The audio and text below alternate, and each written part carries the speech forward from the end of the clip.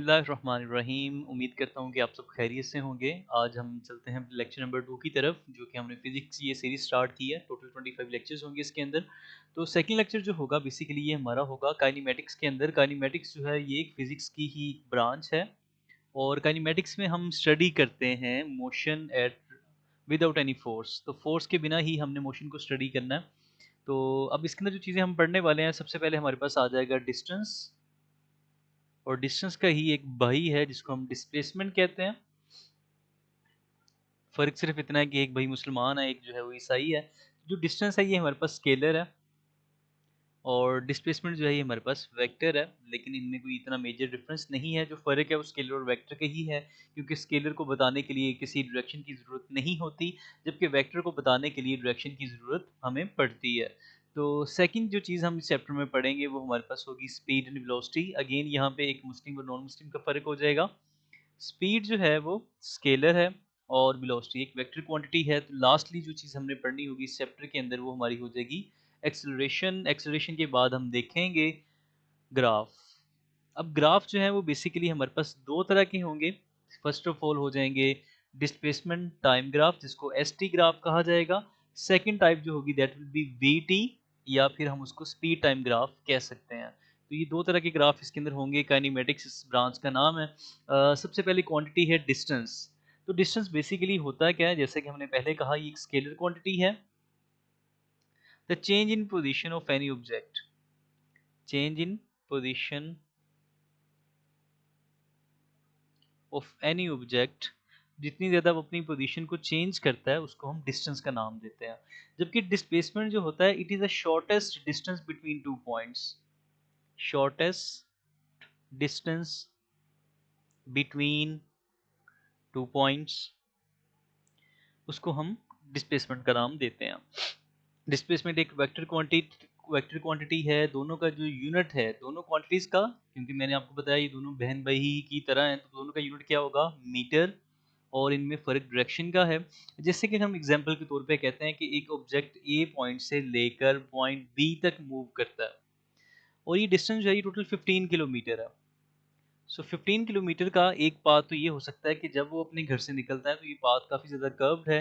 यहाँ से लेकर वो पहले इस तरह करके ये जाता है और ये बी तक पहुँच जाते हैं। तो टोटल ये जो डिस्टेंस इनको बनता है, जो कर्व्ड पाथ हमने न्यू ड्रॉ किया है, इट इज़ ऑलमोस्ट 22 किलोमीटर। जब वो वापस आएगा वो इसी पाथ के ज़रिए वापस आता जाएगा और दोबारा से 22 किलोमीटर कवर करेगा। अब जब हम ए से बी तक जाते हैं, हमने डिस्टेंस कवर किया 22, बी से ए तक आते हैं, अगेन हमने 22 किलोमीटर कवर किया। तो टोटल डिस्टेंस जो हमने कवर किया, जो टोटल हमारा पेट्रोल खर्च हुआ है ए से लेकर ए तक आने जाने में, दैट इज़ 44 किलोमीटर का पेट्रोल हम खर्च कर चुके हैं। लेकिन अब यहाँ से हम समझते हैं अपने डिस्प्लेसमेंट को। जब ए से बी तक जाते हैं तो डिस्टेंस भी 22 है, डिस्प्लेसमेंट भी 22 है। क्यों? क्योंकि हमारे पास शॉर्टेस्ट डिस्टेंस भी इस टाइम पीरियड पे कितना बनता है, वो 22 है। ऑल्दो हमने ये कहा था कि ए से लेकर बी तक द शॉर्टेस्ट डिस्टेंस है वो 15 है। हम सपोज करते हैं ए से लेकर बी तक वो जा चुका है, तो जो उसने डिस्टेंस कवर किया है वो हो जाएगा 22। अब क्योंकि इसके बी के दरमियान एक शॉर्टेस्ट पाथ एग्जिस्ट करता है जो कि 15 किलोमीटर है, तो डिस्प्लेसमेंट कितना हो जाएगा, डिस्प्लेसमेंट हो जाएगा 15 किलोमीटर। फिर फर्दर अगर वो बी से ए तक वापस आ जाता है तो डिस्प्लेसमेंट कितना हो जाएगा, ज़ीरो, क्योंकि वो अपनी मेन पोजीशन के ऊपर वापस आ चुका है। लेकिन अभी इसी दौरान हमारा जो पेट्रोल खर्च हुआ है वो कितना हो चुका है, वो 44 किलोमीटर का पेट्रोल हम खर्च कर चुके हैं। तो हमारा डिस्टेंस हो जाएगा 44 किलोमीटर। अब इसको यहाँ से इस एग्जांपल से समझते हैं। जैसे ए से लेकर बी तक अगर कोई ऑब्जेक्ट ट्रैवल करता है, जैसे ये एक ब्लू बॉल जो है वो आपको ड्रॉ कर दी गई है, वो यहाँ से यहाँ तक जाती है, फिर फाइनली ए से लेकर बी तक पहुँच जाती है। अब ये सारा पाथ जो कि कर्व्ड पाथ है, इसकी लेंथ बनती है 16 किलोमीटर। तो इसका डिस्टेंस कितना हो जाएगा, जब वो ए से बी तक जाएगी, डिस्टेंस हो जाएगा 16 किलोमीटर। सिमिलरली अब अगर हम इसको स्ट्रेट पाथ में कवर करें, फाइंड आउट करें ए से लेकर बी तक की लेंथ कितनी बनती है, ये ऑलमोस्ट 10 किलोमीटर बनेगी। तो डिस्प्लेसमेंट ए से लेकर बी तक the shortest distance between two point is called displacement. तो डिस्प्लेसमेंट हो जाएगा 10 किलोमीटर्स। अब वापस वही ऑब्जेक्ट जो है ये वापस बी से ए की तरफ मूव करता है और यहाँ से वो जाते जाते यहाँ तक सेंटर में जा चुका है, तो इट मीन्स उसने 8 किलोमीटर कवर कर लिया। तो उसका जो डिस्टेंस होगा जब वो ए से लेकर बी तक गया, बी से सेंट्रल पॉइंट तक जा चुका है, तो टोटल डिस्टेंस उसने कवर किया 24 किलोमीटर, लेकिन अब जो डिस्प्लेसमेंट होगा वो रह जाएगा 5 किलोमीटर, क्योंकि वो सेंटर में पहुंच चुका है। तो अपनी मेन पोजीशन से कितना दूर है वही उसका डिस्प्लेसमेंट कहलाएगा। फिर नेक्स्ट जो हमारे पास चीज़ आती है, अगर हम स्पीड डिस्टेंस को डिवाइड करें टाइम से तो हम स्पीड को फाइंड आउट कर सकते हैं। ऑन द अदर साइड अगर हम डिस्प्लेसमेंट को डिवाइड करें, डिस्प्लेसमेंट ओवर टाइम, ये हमें देगा वेलोसिटी के बारे में इंफॉर्मेशन। इसी तरह डिस्टेंस ओवर टाइम करें तो ये हमें बताएगा स्पीड के बारे में, कितना डिस्टेंस कितने टाइम के अंदर कवर कर चुकी है कोई भी ऑब्जेक्ट, कोई भी आपका जो कार है वो कितना डिस्टेंस कवर कर चुकी है, कितने टाइम में कवर कर चुकी है। अगर इस चीज़ को मेजर किया जाए तो हम इससे फाइंड आउट कर लेंगे स्पीड को, डिस्प्लेसमेंट ओवर टाइम के इससे फाइंड आउट कर सकते हैं वेलोसिटी को। अब यहाँ पे कुछ पैरामीटर्स हैं, जैसे कि फॉर एग्जांपल एक ऑब्जेक्ट जो है वो घर से निकलता है, पॉइंट ए से निकला, वो पॉइंट बी पे रुकता है, बी जो है वो उसका रेस्ट पॉइंट है, यहाँ पे वो 10 मिनट का स्टे करता है। ए से लेकर बी तक जब वो निकला टोटल उसने टाइम लिया है 30 मिनट्स, और फिर फाइनली वो सी पे पहुंच जाता है, और बी से लेकर सी तक जाने में उसको टाइम लगे हैं 20 मिनट्स। तो टोटल टाइम उसको कितने लगे हैं 60 मिनट्स, जब वो ए से सी तक पहुंचने में उसने टाइम लिया है 60 मिनट्स का। और ए से सी तक की जो लोकेशन है दैट इज 120 किलोमीटर अवे, तो जो उसका 120 किलोमीटर ओवर 60 मिनट्स, तो ये हमारे पास आ जाएगा 2 किलोमीटर पर मिनट उसकी स्पीड आ जाएगी। सेकंड चीज़, अगर हम किसी भी इंस्टेंट के ऊपर देखें कि वो ए से लेकर बी तक, अगर बी तक पहुंच चुका है, अगर हम इस इंस्टेंट के ऊपर देखते हैं तो इस इंस्टेंट के ऊपर जो स्पीड आएगी that will be called instantaneous speed. और ए से लेकर बी तक के डिस्टेंस को हम अज्यूम करते हैं ये इक्वल होगा 60 किलोमीटर के, और ए से लेकर बी तक जाने में उसने टाइम लिया है 60/30, तो उस केस में उसकी इंस्टेंटेनियस स्पीड भी 2 किलोमीटर पर मिनट ही आ जाएगी। फर्दर हमें ये याद रखना है कि स्पीड जो है एक स्केलर क्वांटिटी है, वेलोसिटी एक वेक्टर क्वांटिटी है, और वेलोसिटी वेक्टर क्वांटिटी है, इट मीन्स में कोई ना कोई डायरेक्शन भी इन्वॉल्व होगी इसको एक्सप्लेन करने के लिए। नेक्स्ट जो चीज़ हमारे पास आती है, जो फिफ्थ क्वांटिटी काइनेमेटिक्स के लिए इंपॉर्टेंट है, वो है acceleration and deceleration. Acceleration mean speed is increasing, और deceleration mean speed is decreasing।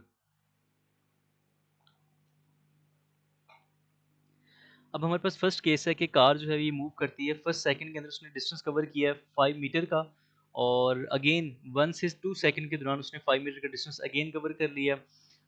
1 metre 2 second से 3rd सेकंड के दौरान 5 मीटर का डिस्टेंस कवर किया है। इस दौरान जो उसकी स्पीड है वो कैसे फाइंड करेंगे, डिस्टेंस ओवर टाइम स्पीड आती है 5/1 5, अगेन 10/2 5, 5 मीटर पर सेकंड उसकी स्पीड है, 5 मीटर पर सेकंड उसकी स्पीड है, 5 मीटर पर सेकंड उसकी स्पीड है, स्पीड में कुछ वेरिएशन नहीं आ रही, इट मीन्स उसका एक्सेलरेशन जो है वो क्या हो जाएगा, zero, because acceleration is equal to v minus u over T.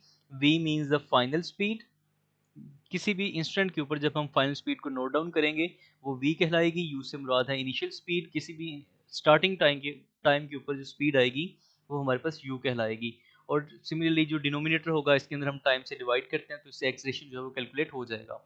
अब कार जो है वो अगेन मूव करती है 1 से सेकंड सेकंड तक जाती है, तो इसने डिस्टेंस कवर किया 2 मीटर का, इस दौरान उसकी स्पीड होगी 2 मीटर पर सेकंड।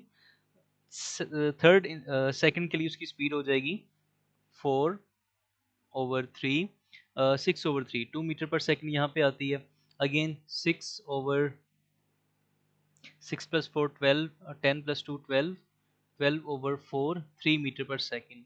अब ये वो टाइम पीरियड है जिसमें उसका डिस्टेंस भी इंक्रीज हो रहा है, डिस्टेंस के इंक्रीज होने के साथ साथ उसकी स्पीड भी बढ़ती जा रही है, तो इस चीज़ को हम कहते हैं this acceleration is called positive acceleration. फिर एक थर्ड केस है जिसको हम रिटार्डेशन कहते हैं, रिटार्डेशन मीन नेगेटिव एक्सेलरेशन, जिसमें उसका डिस्टेंस टाइम के साथ साथ कम होता जा रहा है। फर्स्ट सेकंड में उसने डिस्टेंस कवर किया 6 मीटर का, इट मीन्स उसकी स्पीड यहाँ पे होगी 6 मीटर पर सेकंड। फिर उसने स्पीड कम हो जाती है 4 मीटर पर सेकंड, स्पीड कम हो जाती है 2 मीटर पर सेकंड। ये एक ऐसा केस है जिसमें कार जो है वो ब्रेक अप्लाई कर चुकी है, और ब्रेक अप्लाई करने के केस में उसका जो एक्सेलरेशन होगा that will be called retardation, और it will be called negative acceleration. अब 3 चीज़ें हम कवर कर चुके हैं, डिस्टेंस, डिस्प्लेसमेंट, स्पीड, वेलोसिटी और थर्ड एक्सेलरेशन। इसके बाद जो हमारी नेक्स्ट चीज़ होती है वो है इनके ग्राफ। इनके ग्राफ के अंदर हमें 2 तरह के ग्राफ हैं, डिस्टेंस टाइम ग्राफ और स्पीड टाइम ग्राफ। पहला ग्राफ है डिस्टेंस टाइम ग्राफ। जब भी आपके पास एक स्ट्रेट लाइन आएगी जो कि आपको यहाँ से एक येलो लाइन इंडिकेट करती है, इस येलो लाइन जो है बिल्कुल एक स्ट्रेट लाइन है, एक स्टंटेड लाइन है, और ये स्टंटेड स्ट्रेट लाइन होने का मतलब ये है कि जो आपकी कार है या कोई भी ऑब्जेक्ट है वो कांस्टेंट स्पीड के साथ मूव कर रहा है। जैसे जैसे टाइम इंक्रीज कर रहा है उसका डिस्टेंस भी इंक्रीज करता जा रहा है। स्ट्रेट लाइन इंडिकेट करती है जो इसका ग्रेडियंट है। ग्रेडियंट क्या होता है? वाई एक्सिस को एक्स एक्सिस से डिवाइड कर दें। तो इस वक्त एक्स वाई एक्सिस के ऊपर है डिस्टेंस, एक्स एक्सिस के ऊपर है टाइम। अगर हम डिस्टेंस ओवर टाइम करें तो उसका जो स्लोप होगा वो एक कांस्टेंट वैल्यू आएगी जब भी हम एक स्ट्रेट लाइन के लिए इस चीज़ को देखते हैं। तो ये इंडिकेट करता है कि आपके पास जो स्पीड की वैल्यू है दैट विल बी कांस्टेंट, और ये कभी भी कम या ज़्यादा नहीं होगी क्योंकि स्ट्रेट लाइन इसी चीज़ को मेंशन करती है। लेकिन क्या ही ऐसा हो कि अगर हमारे पास वो स्ट्रेट लाइन एक हॉरिजॉन्टल एक्सिस के पैरेलल हो जाए, जैसे ये रेड लाइन आपको इंडिकेट करती है, ये इंडिकेट करती है कि आपका जो ऑब्जेक्ट है या तो वो रेस्ट के ऊपर है या फिर वो किसी हिल स्टेशन के ऊपर जाकर आपकी जो कार है वो स्टॉप कर चुकी है, वो ब्रेक ले रहे हैं। अगर कोई इंसान घर से निकलता है तो वो स्ट्रेट लाइन इंडिकेट करती है उसकी डिस्टेंस में कोई वेरिएशन नहीं आ रही। डिस्टेंस में वेरिएशन ना आने का मतलब क्या है कि उसका डिस्टेंस जो है उसमें चेंज ज़ीरो है। तो इट मीन्स आपके पास जो वेलोसिटी होगी या स्पीड होगी it will also be zero. इस चीज़ को हम एट रेस्ट का नाम देते हैं, या फिर कोई भी ऑब्जेक्ट जो है वो स्टेशनरी है, वो रुक चुका है, इस चीज़ को हम स्ट्रेट लाइन से इंडिकेट करते हैं जो कि एक्स एक्सिस के पैरेलल होती है। थर्ड केस हमारे पास कर्व लाइन हो सकती है, या तो ये कर्व लाइन कुछ इस फॉर्म में हो सकती है या कि ये कर्व लाइन कुछ इस फॉर्म में हो सकती है। अब इन दोनों कर्व लाइन का मीनिंग जो है वो डिफरेंट है, क्योंकि एक्स एक्सिस के ऊपर हमेशा से टाइम होता है और ये लाइन हमने यहाँ पर भी ड्रॉ की है। अब ये इंडिकेट करता है कि with the passage of time, time ज़्यादा इंक्रीज कर रहा है लेकिन डिस्टेंस बहुत कम इंक्रीज हो रहा है। क्योंकि इस कर्व का मतलब यही है कि हम राइट साइड को ज़्यादा मूव कर रहे हैं, और राइट साइड पे क्या चीज़ है? टाइम है। हम ज़्यादा टाइम कवर कर रहे हैं, डिस्टेंस हम कम कवर कर रहे हैं, वाई एक्सिस के अंदर मूवमेंट जो है वो काफ़ी कम है। तो इट मीन्स इनिशियली यहाँ तक का जो टाइम पीरियड है, इस यहाँ तक के लिए हमारा जो ऑब्जेक्ट है उसका एक्सेलरेशन काफ़ी स्लो होगा, उसकी स्पीड काफ़ी कम होगी। लेकिन फर्दर जो टाइम पीरियड जिसमें टाइम बहुत कम इंक्रीज कर रहा है लेकिन ये लाइन जो है वो अपवर्ड जा रही है, इट मीन्स अब डिस्टेंस बहुत ज़्यादा इंक्रीज होना शुरू हो चुका है। इस टाइम पीरियड के लिए डिस्टेंस ओवर टाइम की जो वैल्यू होगी वो एक ज़्यादा वैल्यू जनरेट होगी, इसको हम हाई स्पीड का नाम देंगे। अब दूसरी जो टाइप है जो कि यहाँ से ग्रीन कर्व हमने यहाँ ड्रॉ की है, ये हमें इंडिकेट करती है ग्रीन कर्व कि इनिशियली जो है वो डिस्टेंस बहुत ज़्यादा कवर कर लिया कम टाइम के अंदर, लेकिन आफ्टर सम टाइम वो ऑब्जेक्ट जो है वो ब्रेक अप्लाई कर चुका है और वो बिल्कुल स्ट्रेट लाइन होने का मतलब ये है कि उसका डिस्टेंस इंक्रीज होना बंद हो चुका है और उसकी जो स्पीड है वो ज़ीरो होने वाली है। अब डिस्टेंस टाइम ग्राफ से जो हमें चीज़ फाइंड आउट करनी होती है, सिर्फ एक क्वांटिटी फाइंड की जा सकती है। अगेन मैं रिपीट करता हूँ कि डिस्टेंस टाइम ग्राफ से सिर्फ एक ही क्वांटिटी फाइंड हो सकती है, वो हमारे पास है स्पीड। राइज ओवर रन या फिर change in distance over change in time करें तो इससे हम स्पीड को फाइंड आउट कर सकते हैं। हम सपोज करते हैं यहाँ तक वैल्यू है 35 और ये वैल्यू हमारे पास आती है अकॉर्डिंग टू एग्जाम्पल 12.5। तो राइज ओवर रन यानी हमने जो राइज लिया वो 35 का लिया, रन हमने किया 12.5 सेकेंड्स का। 35 ओवर 12.5 करें तो स्पीड आ जाएगी 2.8 मीटर पर second. Second type of graph जो काइनेमेटिक्स के अंदर इंपॉर्टेंट है that is speed time graph. अब इसमें भी वेरिएशन हो सकती है, तीन ग्राफ तो हमने यहाँ पे देख लिए हैं। फर्दर जो ग्राफ फोर्थ टाइप हो सकती है वो कौन सी होगी? या तो हमारे पास इस तरह का ग्राफ होगा या हमारे पास इस तरह का ग्राफ हो सकता है। ये हमारे पास टोटल 5 तरह के ग्राफ होते हैं स्पीड टाइम ग्राफ के लिए। अगर हमारे पास पहला ग्राफ जो है बिल्कुल एक हॉरिजॉन्टल लाइन आ जाए, ये हॉरिजॉन्टल लाइन हमें इंडिकेट करती है कि स्पीड में कोई वेरिएशन नहीं है। स्पीड में वेरिएशन ना आने का मतलब क्या है कि स्पीड कांस्टेंट है, और स्पीड कांस्टेंट होगी तो इट मींस एक्सेलरेशन क्या होगा? एक्सेलरेशन जीरो होगा, बिकॉज जब हम final speed minus initial speed over time करेंगे तो हमारे पास एक्सेलरेशन की वैल्यू जीरो आएगी। सेकंड केस हमारे पास जो है जो कि येलो लाइन से इंडिकेट किया गया, ये इंडिकेट करता है कि हमारे पास एक्सेलरेशन जो है वो कांस्टेंट है, यानी स्पीड इंक्रीज करती है, स्पीड के इंक्रीज करने के साथ साथ टाइम भी इंक्रीज कर रहा है। तो जब ये दोनों चीज़ें एक ही टाइम पे इंक्रीज करेंगी, टाइम तो हमेशा इंक्रीज ही करना है, स्पीड कम या ज़्यादा हो सकती है। अब ये वो केस है जिसमें टाइम इंक्रीज हो रहा है और स्पीड भी इंक्रीज हो रही है, तो लेकिन दोनों एक ही वक्त में सिमिलर डिफरेंस के साथ इंक्रीज होते हैं, इसको हम कांस्टेंट एक्सेलरेशन का नाम देते हैं। थर्ड टाइप हमारे पास ग्राफ की होगी जब हमारे पास स्पीड कम होती जाएगी और टाइम ज़्यादा होता जाएगा, इसको हम डिसेलरेशन कहते हैं। और स्ट्रेट लाइन होने का मतलब ये है कि एक्सेलरेशन की वैल्यू कांस्टेंट होगी it will be a constant deceleration. जो फोर्थ टाइप ऑफ ग्राफ है, अब इसमें इनिशियली हमारे पास टाइम जो है वो यहाँ तक के लिए इंक्रीज करता है। इट मीन्स स्पीड में जो इंक्रीज होगा वो बहुत लेस होगा, लेकिन एक्सेलरेशन होगा क्योंकि स्पीड इंक्रीज हो रही है। फिर एक ऐसा टाइम आता है स्पीड बहुत ज़्यादा इंक्रीज करना शुरू कर देती है, और ये हमारे पास एक कर्व डायग्राम से हम इसको रिप्रेजेंट करते हैं। फिफ्थ टाइप ऑफ ग्राफ ये कहता है कि इनिशियली हमारे पास स्पीड बहुत ज़्यादा इंक्रीज करती है और आफ्टर सम टाइम जो स्पीड है वो कांस्टेंट होना शुरू हो जाती है। इट मींस ऑब्जेक्ट जो है वो बाद में कांस्टेंट स्पीड के साथ मूव कर रहा है या फिर वो रेस्ट पे जा चुका है। अब स्पीड टाइम ग्राफ जो है ये हमें दो चीज़ों के बारे में बताते हैं। अगर तो हम स्पीड टाइम ग्राफ का एरिया लें, इनका जो एरिया होगा ये हमें बताता है इंफॉर्मेशन अबाउट डिस्प्लेसमेंट, या फिर डिस्टेंस के बारे में ये हमें इंफॉर्मेशन देगा। अगर हम इन्हीं स्पीड टाइम ग्राफ का स्लोप कैलकुलेट करें, स्लोप क्या होता है, राइज ओवर रन या gradient equal to v minus u over t, यानी u जो है हमारे पास इनिशियल पॉइंट होगा जो कि हम यहाँ से लेते हैं, v जो है हमारा फाइनल पॉइंट है, ओवर टाइम करेंगे तो इससे हमारे पास एक्सेलरेशन कैलकुलेट हो जाएगा। ये एग्जांपल जो है हमारे पास एरिया की है। अब एरिया के केस में हमारे पास डिफरेंट टाइप्स ऑफ शेप्स जो हैं वो बनती हैं। फर्स्ट शेप जो बन सकती है दैट कैन बी ट्राइंगल। तो हम यहाँ पे ट्राइंगल का फॉर्मूला लगाएंगे 1/2 बेस इनटू हाइट।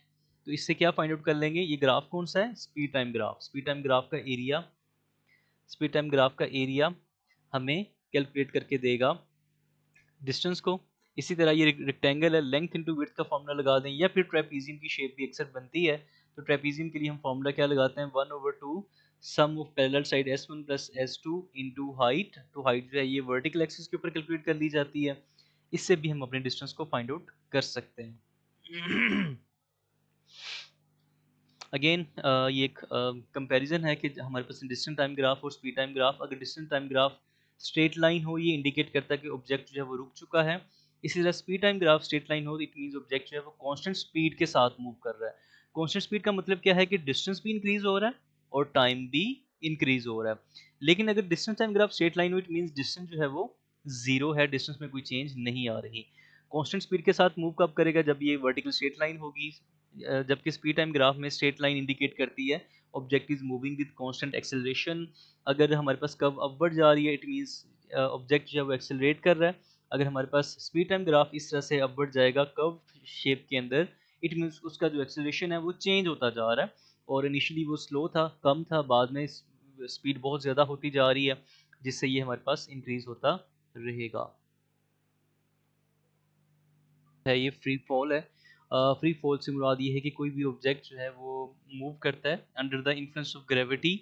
और इसी इन केसेस के अंदर हम देखते हैं कि जब भी किसी ऑब्जेक्ट को हम मूव करवाते हैं, वो यानी आसमान से नीचे गिरता है, तो इसी मूवमेंट के दौरान उसको एयर रेजिस्टेंस का सामना करना पड़ता है। अब एयर रेजिस्टेंस जो है ये बेसिकली क्या चीज़ है कि जब भी कोई ऑब्जेक्ट मूव करने की कोशिश करता है, अगर हम अपनी भी बात करते हैं, जब हम मूव कर रहे होते हैं, हम भाग रहे होते हैं, तो जितनी ज़्यादा हमारी स्पीड होती है तो जो एयर की रेजिस्टेंस है वो भी उतनी ही ज़्यादा बढ़ना शुरू हो जाती है। तो सिमिलरली अगर हम किसी ऑब्जेक्ट को हवा से फेंकते हैं, किसी हाइट से फेंकते हैं, आफ्टर सम टाइम हम ये देखते हैं कि वो ऑब्जेक्ट जो है वो टर्मिनल वेलोसिटी के ऊपर रीच कर जाता है। जैसे कि ये हमारे पास फर्स्ट केस है कि हम फ्री फॉल में हम एक बॉल को फेंकते हैं, एक सेकंड के अंदर जो उसकी स्पीड होती है दैट इज़ 9.8 मीटर पर सेकंड, जो कि उसका एक्सेलरेशन ही होता है। 9.8 मीटर पर second square under the influence of gravity वो ऑब्जेक्ट मूव करना शुरू कर देता है। एक सेकंड में जो डिस्टेंस कवर करता है दैट इज़ 4.9 मीटर।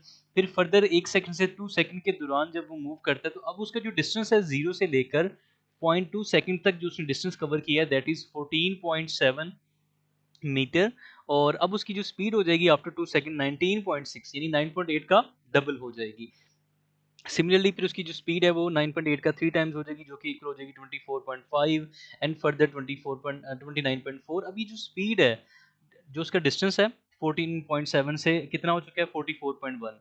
टाइम के साथ साथ जो उसने डिस्टेंस कवर किया है वो बढ़ता जा रहा है। 14.7 से 24.5 मीटर का डिस्टेंस उसने कवर किया है, और उसकी जो फाइनल स्पीड है वो हो जाती है 9.8 इंटू 3, 29.4 मीटर पर सेकंड उसकी फाइनल स्पीड हो जाती है आफ्टर 3 सेकंड्स। तो यहाँ पे हम एक चीज़ देखते हैं, अगर इसका ग्राफ ड्रॉ किया जाए स्पीड टाइम ग्राफ के अकॉर्डिंग, फर्स्ट सेकंड के अंदर जिसने स्पीड कवर की थी 9.8, 2 के अंदर कवर की है 19.6, 3 के अंदर हो जाएगी 29.4। इसी तरह 9.8 को 4 से मल्टीप्लाई करें, ये हो जाएगी 39.2।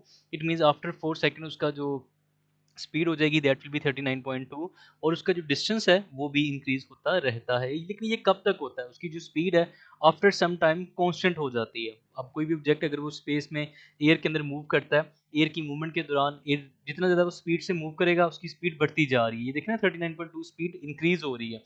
सो कुछ टाइम ऐसा आएगा कि स्पीड उसकी इतनी ज़्यादा इंक्रीज हो चुकी होगी कि स्पीड और एयर रेजिस्टेंस जो है वो एक दूसरे के इक्वल हो जाएंगी,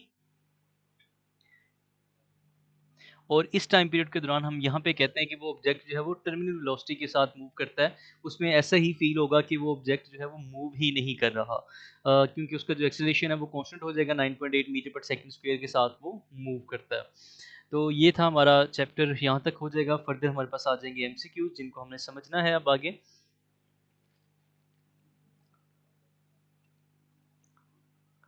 फर्स्ट एमसीक्यूज है, a women runs 2 kilometre from X to Y in 20 minutes. X से लेकर वाई तक वो जाती है 20 मिनट्स के अंदर, उसने ये डिस्टेंस कवर किया है। इसको थोड़ा सा ब्रेक कर लेते हैं, पेन जो है काफ़ी ज़्यादा थिक हो चुका है। ओके, वाई से जी तक जो उसने 1.6 किलोमीटर कवर किया है, इसने टाइम लिया 10 मिनट्स का। और हमें यहाँ पे फाइंड आउट करना है what is the size of average velocity. So average velocity क्या होगी, इक्वल टू शॉर्टेस्ट डिस्टेंस यानी displacement, shortest displacement over time. तो उसका एक्सेस जी तक जो डिस्प्लेसमेंट बनता है दैट इज 2.4। तो हम क्या करेंगे, 2.4 को डिवाइड कर देंगे 30 मिनट्स के साथ। इस केस में हमारे पास आ जाएगा 24/300, 6 4 आर 50 आर 4/50। सो 4/50 जो है ये बेसिकली इक्वल होगा 40, 0.0 लग गया यहाँ पे, तो अभी भी छोटा है। 0.08 किलोमीटर पर मिनट उसकी एवरेज वेलोसिटी हो जाएगी। क्या ये ऐसा होता है कि अगर वो यहाँ से हमसे पूछे एवरेज स्पीड कितनी होगी, तो स्पीड के लिए जो उसने डिस्टेंस कवर किया है, डिस्टेंस कितना कवर किया था, 2 + 1.6, टोटल डिस्टेंस उसने कवर किया है 3.6 किलोमीटर इन 30 मिनट्स। तो हम 3.6 को 30 से डिवाइड करेंगे, इससे जो आंसर आएगा that will be our average speed. अब यहाँ पे वो कंसेप्ट है कि हम जिसको कहते हैं कि डिस्प्लेसमेंट जो है वो शॉर्टेस्ट डिस्टेंस होता है दो पॉइंट्स के दरमियान। ऑल्दो एक्स से जी तक जाने के दो रूट हैं, एक्स से वाई, वाई से जी जाएं, ये एक्स से जी डायरेक्ट जाएं। अगर एक्स से जी डायरेक्ट जाते हैं तो जो चीज़ हमने कवर की है दैट इज डिस्प्लेसमेंट। अगर एक्स से वाई, वाई से जी जाते हैं दैट इज आवर डिस्टेंस। अब क्योंकि हमने वेलोसिटी को फाइंड आउट करना था और वेलोसिटी इक्वल होती है डिस्प्लेसमेंट ओवर टाइम के, तो इसलिए फिर मैंने 2.4 को डिवाइड किया। अगर हमने स्पीड को फाइंड करना होता तो हम 3.6 को डिवाइड करते 30 से। Cyclist traveling in a straight line at 8 metre पर सेकंड accelerate to 12 मीटर पर सेकंड। अब आपके लिए यूनिट याद करना काफ़ी इंपॉर्टेंट है, क्योंकि यूनिट जो है वो हमें काफ़ी हमारे लिए काफ़ी हेल्पफुल होते हैं। मीटर पर सेकंड जो यूनिट है that is for initial speed. तो u जो है हमारे पास है 8, v जो है हमारे पास 12, और टाइम है 6 सेकंड का according to the formula of acceleration v minus u over t, जो उसकी फाइनल स्पीड है। अब अगर आप इस स्टेटमेंट को पढ़ें, 8 मीटर पर सेकंड से उसका एक्सीलरेशन हो जाता है 12 मीटर पर सेकंड तक। अब मीटर पर सेकंड तो स्पीड है, ये एक्सीलरेशन नहीं है। तो हम 12 माइनस 8 ओवर 6 करेंगे तो हमारे पास ये ऑप्शन डी हो जाएगा। Two cameras are no known distance apart. The exact time that a vehicle passes each of the camera is recorded. What can be obtained from the information? तो इससे हम उसकी मैक्सिमम स्पीड को find out कर सकते हैं कि दो कैमरास के दरमियान में जो डिस्टेंस होगा दैट विल बी नोन। हमें पता होता है कि ये डिस्टेंस कितना है। हम उसका टाइम कैलकुलेट करते हैं कि यहाँ से T1 और यहाँ पे T2 ये जो डिफरेंस आता है, अगर कम टाइम के अंदर वो कवर करता है तो हम स्पीड ओवर टाइम करके, डिस्टेंस ओवर टाइम करके मैक्सिमम स्पीड को फाइंड आउट कर सकते हैं। उसी के अकॉर्डिंग ही चलान वगैरह किए जाते हैं अगर कोई गाड़ी जो है वो ओवर स्पीड कर रही होती है। The table shows how the speed of four bodies A B C and D change with time. Which body has an acceleration that is not constant. किस बॉडी का एक्सेलरेशन जो है वो कांस्टेंट नहीं है। तो एक्सेलरेशन जो है वो इक्वल होता है change in speed over time. तो यहाँ पे स्पीड के में जो चेंज है that is one, again one, again one. Speed में चेंज वन है तो इट मीन्स कांस्टेंट चेंज आ रही है, तो एक्सेलरेशन भी जो है वो कांस्टेंट होगा। चेंज मीन्स एक्सेलरेशन है। 0 से 3 यहाँ पे चेंज आती है 3 की, 3 से 6 अगेन चेंज है 3 की। स्पीड में जो चेंज आती है दैट इज 3, और इस केस में हमारे पास एक्सेलरेशन की वैल्यू भी कांस्टेंट आती जाएगी। 0 से 2, 2 से 4, 4 से 6, अगेन 2 2 का गैप है। लेकिन यहाँ पे ये जो गैप है ये इनिशियली 1 का है, तो इट मीन्स हमारे पास जो एक्सेलरेशन आएगा 1/1 1 आएगा। फिर हमारे पास एक्सटेंशन आ जाएगा 2/1, 2 आ जाएगा, यहाँ पे गैप 2 का है, फिर 3/1 एक्सटेंशन आ जाएगा 3। तो ये वैल्यू जो है ये कांस्टेंट नहीं है, एक्सटेंशन जो है यहाँ पे चेंज हो रहा है, पहले 1 है, फिर 2 है, फिर 3 हो जाता है। Question number 5. A car begin to move. It speeds up until it reaches a constant speed. It continues to travel at this constant speed for the rest of the journey. What happened to the acceleration and what happened to the velocity of the car during the journey? अब car ने move करना शुरू किया, speed up हो रही है, speed up हो रही है, तो इट मीन्स उसका एक्सेलरेशन बढ़ रहा है, एक्सेलरेशन इंक्रीज हो रहा है। Until it reaches a constant speed, फिर उसकी स्पीड कांस्टेंट हो जाती है, तो एक्सेलरेशन क्या हो जाएगा, जीरो हो जाएगा। पहले एक्सेलरेशन जो है वो एक्सेलरेट कर रही है, एक्सेलरेशन बढ़ रहा है, लेकिन उसका कांस्टेंट स्पीड पे जाने के साथ एक्सेलरेशन जीरो हो जाएगा। It continue to travel at this constant speed for the rest of the journey. What happened to the acceleration and what happened to the velocity of the car during the journey? Both the acceleration and the velocity changes during this path. Graphical analysis के questions हैं. The graph shows the speed of the car varies with time. Which statement about the acceleration of the car between time 10 to 20 second is correct? अब 10 से 20 second ये वो time period है जिसमें speed में कोई चेंज नहीं आ रहा, स्पीड उसकी कांस्टेंट है, तो कांस्टेंट स्पीड होगी तो इट मींस एक्सेलरेशन की वैल्यू क्या हो जाएगी, जीरो, तो डी पार्ट हमारा ठीक हो जाएगा। The diagram shows the distance time graph of a car. Distance time graph की एक स्ट्रेट लाइन है, ये इंडिकेट करता है कि जो वेलोसिटी की वैल्यू होगी दैट विल बी कांस्टेंट। इसमें जो वेलोसिटी है वो क्या है, क्योंकि इसका स्लोप या इसका ग्रेडियंट क्या होता है, डिस्टेंस ओवर टाइम वेलोसिटी होता है, तो स्ट्रेट लाइन है, वेलोसिटी क्या हो जाएगी, कांस्टेंट हो जाएगी। वेलोसिटी के कांस्टेंट होने का मतलब ये है कि एक्सेलरेशन क्या हो जाएगा, जीरो हो जाएगा। The car is travelling along a straight road up a hill, the which quantity for the car is constant and greater than zero. अब यहाँ पे वेलोसिटी कांस्टेंट होती है, अब ऑप्शन में कहीं पर भी वेलोसिटी नहीं है। अब क्योंकि हम आपको इसको पहला लेक्चर दे रहे हैं, काइनेटिक एनर्जी जो है वो डिपेंड करती है वेलोसिटी के ऊपर, 1/2 mv²। तो वेलोसिटी अगर कांस्टेंट है तो काइनेटिक एनर्जी भी उसकी कांस्टेंट हो जाएगी, तो इसका सी पार्ट ठीक हो जाएगा। बाकी किसी भी फॉर्मूले के अंदर एक्सेशन क्या हो जाएगा, जीरो हो जाएगा। तो ग्रेटर देन जीरो उसने हमसे पूछा है, ठीक है, तो एक्सेशन तो नहीं हो सकता, ग्रेविटेशन पर पोटेंशियल एनर्जी का कोई लेना देना ही नहीं है, वेलोसिटी के साथ फोर्स का लेना देना एक्सेलरेशन के साथ है। F is equal to M में अगर हमारे पास एक्सेलरेशन ही जीरो हो जाए तो फोर्स भी क्या हो जाएगी, जीरो हो जाएगी। अब उसने हमसे ये कहा था ग्रेटर देन जीरो, तो इट मींस काइनेटिक एनर्जी इसका करेक्ट आंसर होगा। A resultant force act on an object causes it to move in a straight line. The graph shows the resultant force varies with time. Resultant force कम हो रही है, तो एक time ऐसा आता आता है जिसके ऊपर टी नॉट जो है, यानी फोर्स हमारे पास टी नॉट के ऊपर जाकर जीरो हो जाती है। ये वाई एक्सिस के ऊपर अगर हम इस वैल्यू को देखें, यहाँ पे फोर्स की वैल्यू क्या हो जाएगी, जीरो हो जाएगी। फोर्स जीरो है, इट मीन्स फोर्स के जीरो होने के साथ क्या वजह होगी कि उसका मैस तो कभी भी जीरो नहीं हो सकता, एक्सलेरेशन जो है वो जीरो हो चुका है, because F is equal to M में मैस कभी भी चेंज नहीं होता। अब फोर्स और एक्सलेरेशन जो है ये दोनों सेम ही होते हैं, एक्सलेरेशन के जीरो होने का मतलब फोर्स भी जीरो हो चुकी है, और एक्सेलरेशन जीरो कब होगा, जब हमारे पास स्पीड जो है वो कांस्टेंट होगी। तो हमारे पास स्पीड कांस्टेंट कहाँ पे है, हमारे पास ये ग्राफ डी है जिसमें हमें ये इंडिकेट कर रहा है कि with the passage of time speed जो है वो डिक्रीज कर रही है, और एक टाइम ऐसा आएगा स्पीड में चेंज जीरो हो जाएगा, तो एक्सेलरेशन भी जीरो ही हो जाएगा। The diagram shows a speed time graph for an object moving with uniform acceleration. What is the distance traveled in the first 4 second. ये स्पीड टाइम ग्राफ है, हमेशा याद रखिएगा स्पीड टाइम ग्राफ के अंदर हम दो चीज़ों को कैलकुलेट कर सकते हैं। अगर तो हम उसका ग्रेडियंट लेंगे तो एक्सेलरेशन तक पहुंच जाएंगे, अगर हम उसका एरिया लेंगे तो इससे हमारे पास डिस्टेंस कैलकुलेट हो जाएगा। तो 1/2 बेस इंटू हाइट, इसकी बेस है 4, ये एक ट्राइंगल शेप बनती है, ये एक ट्राइंगल है, 4 इंटू 6, 2 इंटू 6, सॉरी ये गलत हो गया, 6 2 12, 12 होगा, सॉरी ये कटिंग में मैंने गड़बड़ कर दिया, 6 2 12 होगा। विच speed time graph represent the motion of a railway train making a short stop at a station. Short stop करिए स्टेशन के ऊपर, तो इट मीन्स उसकी स्पीड जो है इस दौरान क्या हो जाएगी, कांस्टेंट हो जाएगी। तो ये वो पॉइंट बी ठीक होगा कि इनिशियली जो गाड़ी है वो आपकी रेलवे ट्रेन इंक्रीज कर रही है, उसकी स्पीड इंक्रीज हो रही है, लेकिन आफ्टर सम टाइम वो रुक जाती है, जिसकी वजह से उसकी स्पीड जो है वो कांस्टेंट हो जाएगी। The diagram shows the distance time graph for a moving object. What is a moving object? तो मूविंग ऑब्जेक्ट क्या है कि इनिशियली उसका डिस्टेंस टाइम के साथ साथ बहुत ज़्यादा इंक्रीज करता है, आफ्टर सम टाइम उसका डिस्टेंस जो है वो बिल्कुल ही कांस्टेंट हो जाता है, ज़ीरो नहीं होता, कांस्टेंट हो जाता है। डिस्टेंस के कांस्टेंट होने का मतलब ये है कि उसकी जो वेलोसिटी होगी या जो उसकी स्पीड होगी दैट विल बी कांस्टेंट। तो उसकी स्पीड कांस्टेंट हो जाएगी। ये हमारे पास है, a ball thrown vertically upward, ball को अपवर्ड फेंका गया है, उसके बाद उसका डिस्टेंस जो है वो कम होना शुरू हो जाएगा, क्योंकि वो कांस्टेंट तो नहीं हो रहा डिस्टेंस इस केस में। A car starting from rest speeding up as it move away from a traffic signal, speed up होती जा रही, तो इसका ग्राफ जो है वो बिल्कुल एक स्ट्रेट लाइन बनना चाहिए, क्योंकि डिस्टेंस बढ़ता जाएगा टाइम के साथ साथ। A rope drop from a high cliff falling into the sea below, जब सी पे गिरेगा तो अगेन उसका डिस्टेंस जो है वो फाइनली एक जगह पे आके रुक ही जाएगा, खत्म हो जाएगा।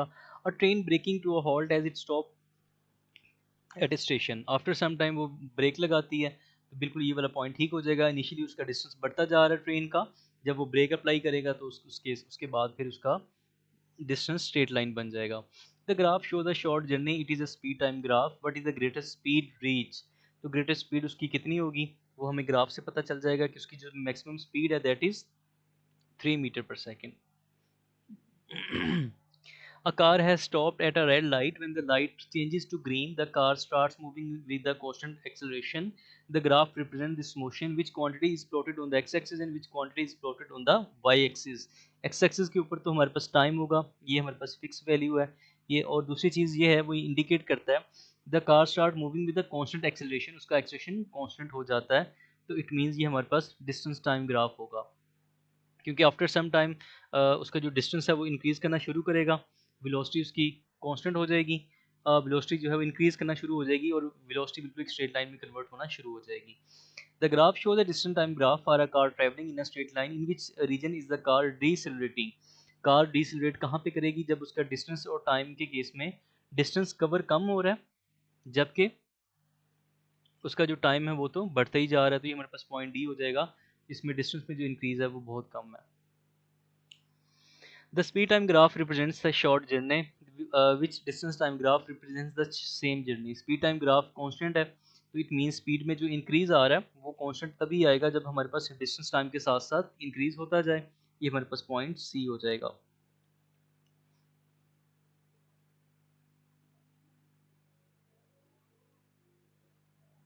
नेक्स्ट फ्री फॉल के कुछ क्वेश्चंस करते हैं। A sky diver diver jumps from an aeroplane after a few second, he reaches the terminal velocity without opening his parachute, why does he reach terminal velocity. अब initially जब भी वो jump करेगा एक एरोप्लेन से, तो उस केस में क्या होगा कि ड्यू टू ग्रेविटी उसकी जो स्पीड है वो इंक्रीज होगी। फर्स्ट सेकंड उसकी स्पीड होगी 9.8, जैसे कि हमने वीडियो में देखा था। फर्दर उसकी स्पीड हो जाएगी 19.6, स्पीड इंक्रीज होती जाएगी। एक ऐसा पॉइंट आएगा जब उसकी ये जो स्पीड है ये इक्वल हो जाएगी एयर रेजिस्टेंस के साथ साथ, क्योंकि एयर रेजिस्टेंस भी स्पीड के बढ़ने के साथ साथ एयर रेजिस्टेंस भी इंक्रीज करेगी, और इस केस में हम यहाँ यहाँ पे कहते हैं कि वो अपनी टर्मिनल वेलोसिटी पर पहुंच जाएगा, और टर्मिनल वेलोसिटी पर पहुंचने की वजह से उसका जो एक्सेलरेशन है वो जीरो हो जाएगा, तो पार्ट सी इसका करेक्ट आंसर बन जाएगा। Which forces act on a sky diver who is falling at terminal velocity, terminal velocity के ऊपर जब वो मूव करता है तो उसका जो वेट और जो उसकी एयर रेजिस्टेंस है ये दोनों की दोनों इक्वल हो जाती हैं, तभी हम यहाँ पे कहते हैं कि ऑब्जेक्ट ऐसे लगता है जैसे वो मूव नहीं कर रहा, तो क्योंकि एयर रेजिस्टेंस जो है जो कि अपवर्ड एक्ट कर रही होगी, वेट हमेशा डाउनवर्ड एक्ट करता है, ये दोनों एक दूसरे के बैलेंस हो जाते हैं, इक्वल हो जाते हैं, और ऑब्जेक्ट जो है वो कांस्टेंट वेलोसिटी के साथ मूव करता है, that constant velocity is called terminal velocity. At time t1, a stone is dropped from a stationary balloon. The stone reaches terminal velocity at time 2, which rho gives the acceleration of the stone at time t1 and at time t2. Initially जो उसका acceleration होगा 10, और जब वो terminal velocity के ऊपर पहुंच चुका है, टर्मिनल वेलोसिटी में हम क्या कहते हैं, वेलोसिटी कांस्टेंट हो चुकी है। सो वेलोसिटी के कांस्टेंट होने का मतलब ये है कि एक्सेलरेशन क्या हो जाएगा, जीरो हो जाएगा। A skydiver falls from rest to the air and reaches terminal velocity, terminal velocity के ऊपर पहुंच चुका है। अगेन यहाँ पे एक कंसेप्ट आपने याद कर लेना है कि उसकी जो एयर रेजिस्टेंस है, air resistance is equal to weight. What is acceleration of the sky diver during his fall, उसका इनिशियल एक्सेलरेशन होगा 10 जो कि ग्रेविटेशनल एक्सेलरेशन है, आफ्टर सम टाइम ये हो जाएगा 0। Two aluminum spheres P and Q of masses 0.5 kg and 1 kg respectively, they are released at the same time from the same height. Why do they have the same acceleration? उसकी reason क्या होगी कि P का जो mess है वो 0.5 है, Q का मैस 1 kg है, मैस ज़्यादा होगा तो फोर्स भी फिर ज़्यादा लगेगी, क्योंकि फोर्स इक्वल टू एम में force is directly proportional to mass. P का मैस कम है तो the force on Q is will be double and the force on P will be lesser. इस वजह से इनकी जो फोर्सेस हैं वो डबल और सिंगल का फर्क आ जाएगा। A sky diver falls at terminal velocity, he then open his parachute which gives the direction of the resultant force on the sky diver and the direction of the acceleration of the sky diver immediately after the parachute open. तो इसमें जो उसका acceleration और resultant force होगी, इन दोनों की direction जो है वो अपवर्ड हो जाएगी, जिस वजह से पैराशूट जो है वो इमीडिएटली जब वो ओपन करेगा तो ये इफेक्ट पड़ जाएगा। ओके, सो नेक्स्ट हमारे पास P2 की कुछ क्वेश्चंस हैं, इनको करते हैं हम। Figure 1.1 show the speed time graph for the first 125 second of the journey of a lorry. लोरी जो है ये मूव करती है, इनिशियली इसकी जो स्पीड है वो 25 मीटर पर सेकंड के बाद आकर कांस्टेंट हो जाती है after the time of 50 seconds. अब यहाँ पे अगर हम इसको मज़ीद देखें तो ये जो इसकी स्ट्रेट लाइन बनती है, ये 30 सेकंड तक इसकी एक स्ट्रेट लाइन है। स्ट्रेट लाइन इंडिकेट करती है कि जो उसकी स्पीड टाइम की रेशो होगी, जिसको हम एक्सेलरेशन कहते हैं, इसका एक्सेलरेशन इस टाइम पीरियड के दौरान कांस्टेंट होगा for the first 30 seconds. Then after some time उसकी जो स्पीड में इंक्रीज है वो स्लो हो जाएगा, और स्पीड में इंक्रीज जो है वो with the passage of time पहले की निस्बत एक स्लो डाउन हो जाएगी speed till 50 seconds. Then from 50 to 125 second it moves with the constant speed. It means इसका जो एक्सेलरेशन होगा वो 50 टू 125 सेकंड के लिए जीरो हो जाएगा। तो हमारे पास तीन टाइम पीरियड बनते हैं, from time 0 to time 30 seconds it is moving with the constant acceleration, from time 30 to time 50 seconds it is moving with retardation. Then further from time 50 to time 125 seconds it is moving with zero acceleration. The acceleration of the lorry को हम already explain कर चुके हैं, क्योंकि हमारे पास यहाँ जो हमने उसकी स्पीड को बता दी है, सो यहाँ पे हमने एक्सलेशन को बता दी है, वो यहाँ पे आना चाहिए। और उसी की जो स्पीड है from time 0 to 30 second speed increase करती है linearly. Speed linearly increases from 30 to 50, speed increases but non uniformly, और लास्ट में स्पीड जो है वो उसकी कांस्टेंट रहती है 50 टू 125 सेकंड। इन दोनों का आंसर हो जाएगा। Determine the maximum speed of the lorry in metre पर second and kilometre per hour. जो उसकी मैक्सिमम स्पीड है दैट इज 25 मीटर पर सेकंड। 25 मीटर पर सेकंड, इसी को हम कन्वर्ट करेंगे किलोमीटर पर आवर में, तो 25 को हम डिवाइड कर दें 1000 के साथ, मल्टीप्लाई बाय 3600, ताकि हम इसको किलोमीटर पर आवर में कन्वर्ट कर सकें। तो ये हमारे पास हो जाएगा 25 इंटू 360 ओवर 1000, 2 0 से 2 0 कैंसिल हो, 25 इंटू 360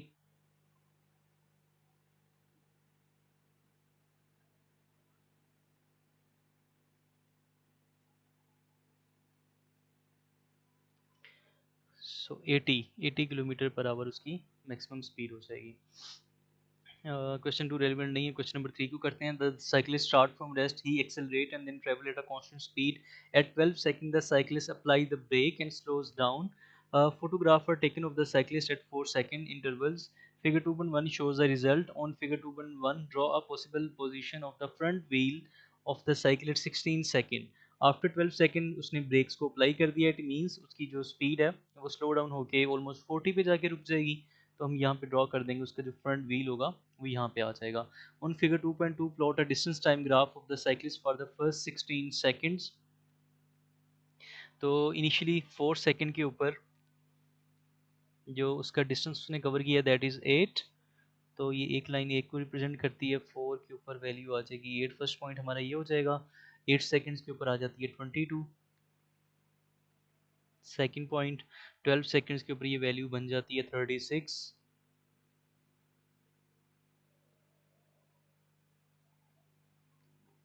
फिर 16 के ऊपर जाकर हम कहते हैं ये हो जाती है 40।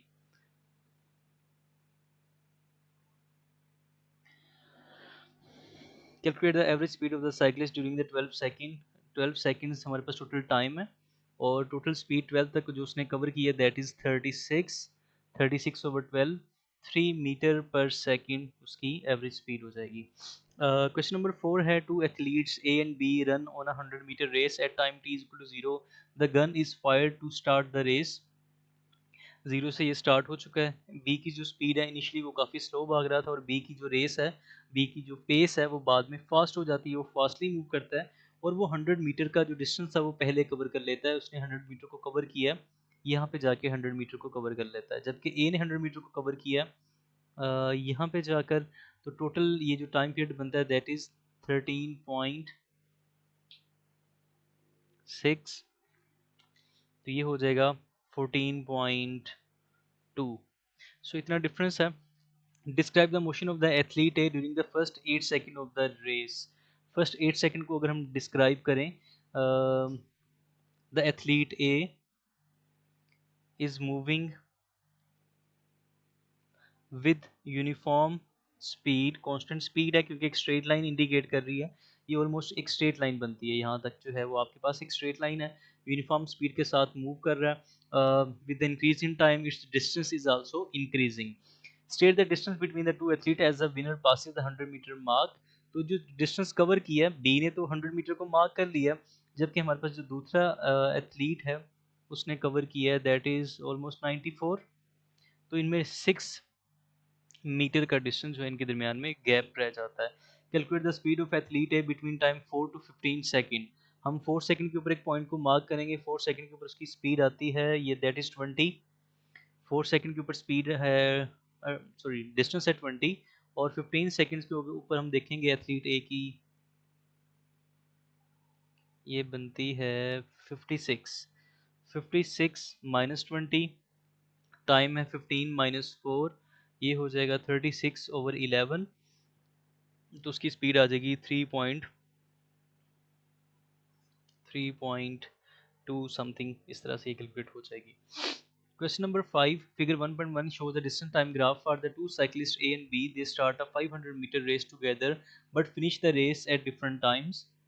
Use figure 1.1 to determine the distance between A and B at time 20 seconds. A और B के दरमियान हमने कंपेयर करना है 20 सेकंड्स के ऊपर। B ने जो डिस्टेंस कवर किया था दैट इज 200 मीटर, D ने कवर किया है 200 metre, and A has covered the distance of 250। The difference in the time A and taken by B during the race, तो A ने 500 को कवर कर लिया है 38 सेकंड्स के अंदर, जबकि B ने कवर किया है 58 सेकंड्स के अंदर, तो डिफरेंस इनके दरमियान में हो जाएगा 12 सेकंड्स का। The cyclist C starts the race at the same time as A and B and covered the first 200 meter of the race at a constant speed of 5 meter per second. He then accelerate and finish the race at time is equal to 60 second. तो total 500 का ही है इसने, लेकिन 200 metre को cover किया at the speed of 5, तो हमें यहाँ से फाइंड करना पड़ेगा टाइम कि 200 मीटर को कवर करने के लिए कितना टाइम उसने लिया। तो speed is equal to distance over time, ये हो जाएगा time is equal to distance over speed. तो time is equal to distance है 200 मीटर का ओवर उसकी स्पीड है 40 सेकेंड्स। तो उसने फर्स्ट 40 सेकेंड लिए हैं 200 को कवर करने के लिए। तो हमारे पास ये हो जाएगा 40 यहाँ तक। Then he then accelerate and finish the race at time equal to 60 second पे ये रेस को ख़त्म कर देता है। तो पॉइंट सी के ऊपर ये 500 यहाँ पे बन रहा है, तो ये उसका ग्राफ ड्रॉ हो जाएगा। सो इसको यहीं तक ही करते हैं हम। उम्मीद है आपको जो भी डाउट वगैरह आपके होंगे वो क्लियर हो चुके होंगे। अगर कोई भी डाउट आपका रह जाता है तो आप मेरे दिए गए व्हाट्सएप नंबर के ऊपर कॉन्टैक्ट कर सकते हैं। तब तक के लिए इजाज़त दीजिए। अल्लाह हाफिज़।